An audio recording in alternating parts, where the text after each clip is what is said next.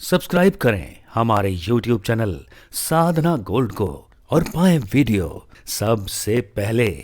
और हाँ, bell icon दबाना ना भूलें। एक वेश्या थी, उसकी बहुत सुंदर बगीची थी। लगभग 1000 वर्ष पहले की घटना है, इस कलयुग की सुना रहा हूं। तो श्री रामानुजाचार्य जी महाराज, रामानुजा संप्रदाय के गुरु, उस मार्ग से गुजर रहे थे। बहुत धूप थी, जेठ वैसाख का महीना था। सोचा बड़ी सुंदर बगीची है, कुछ देर इसमें विश्राम कर लेते। विश्राम करने लगे। थोड़ी सी हवा चली, फल के वृक्ष थे, एक पका हुआ आम का फल गिर गया। महाराज जी ने उठाया, काटा, ठाकुर जी को भोग लगाया और पाने लगे। और सब संत भी उन बगीचे के फल को खाने लगे। वैश्या को पता चला कि हमारी बगीचे में आज इतने बड़े संत आए हैं, चलो दर्शन करके आते हैं। मन में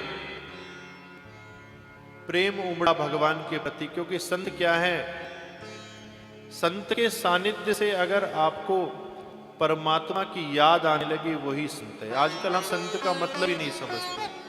केला उछाला आम बना दिया, अरे ये संत है। क्या फर्क पड़ता है, बाजार से जाकर आम खरीद के ला सकते हो, मुश्किल नहीं।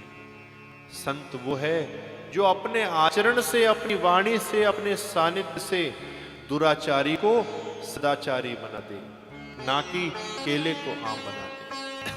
जिसके सानिध्य में जाते ही आपको परमात्मा की याद आने लगे, वो असली संत है। कितने लोग मुझे ऐसे मिलते हैं कि जो कहते हैं कि जब हम गुरुदेव से मिलते थे, 1 घंटे 2 घंटे जितनी देर उनके पास बैठते थे, हम कोई प्रश्न नहीं करते थे। गुरुदेव भी शांत बैठे रहते थे और हम भी। पर उस 2 घंटे में भी इतनी बैटरी चार्ज हो जाती थी हम लोगों की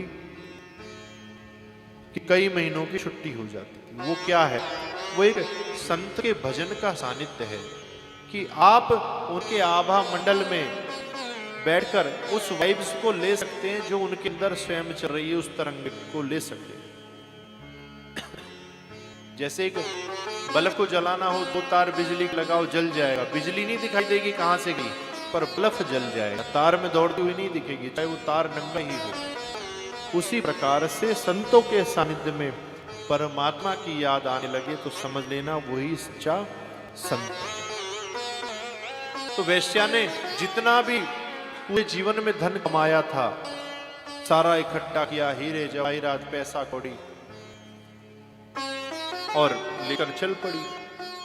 रामानुजाचार्य जी महाराज को पता चला कि एक वैश्या की बगीची है। आकर उसने बताया, खड़े हो गए। ओहो, ये क्या अपराध हमसे हो गया, हम यहाँ कैसे ठहर गए, हमने यहाँ का प्रसाद कैसे ग्रहण किया। चरणों में गिर गई।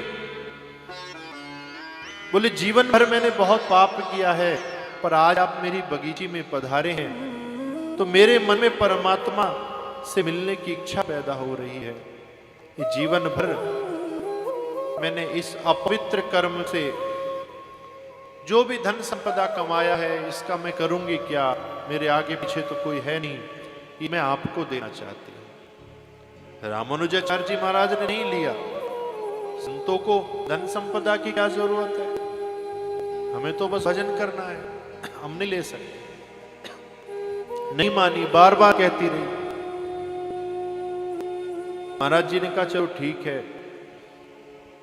आपका इतना ही मन है इस धन को धर्म में लगाने का, इस सारे धन से कितना सुंदर मुकुट बनाओ भगवान रंगनाथ जी के लिए, बहुत सुंदर सा मुकुट बनवा के लाओ। शहर के सभी जौहरियों को बुलाया, सुंदर सा मुकुट तैयार करने का निर्देश दिया। ऐसा मुकुट बनाओ जैसा किसी राजा का भी मुकुट ना हो। कौन पहनेगा, हमारे रंगनाथ जी भगवान पहने। मुकुट तैयार हो गया, लेकर मंदिर की ओर जाने लगी। तभी मार्ग में अपवित्र हो गई, मंदिर में जाने लायक नहीं रही। किसी से मुक्त मंदिर भिजवाया, जाकर महाराज जी को दे देना कि मैं अभी मंदिर आने लायक नहीं हूं, पूजा पाठ करने लायक नहीं हूं। तो मुकुट भगवान को धारण करा दे किसी से। संत ने मुकुट पुजारी जी को दिया, ले जाकर आप भगवान को पहना दो, अभी वो आने लायक नहीं। पुजारी जी जैसे ही रंगनाथ जी भगवान के पास गए, मुकुट पहनाने वाले थे, रंगनाथ जी ने अपनी गर्दन ऊंची कर ली पुजारी जी की पहुंच से बाहर। जैसे वरमाला का समय जब आता है ना, तो दूल्हे के मित्र उठा लेते हैं ऊपर दुल्हन की पहुंच से बाहर। पुजारी जी ने भी दिमाग लगाया, तुरंत कुर्सी लगाई, कुर्सी पे खड़े हो गए, हाँ अब तो डाल लेंगे। कुर्सी पर खड़े हुए जैसे ही मुकुट पहनाने लगे, गर्दन नीचे हो गई, फिर पहुंच से बाहर।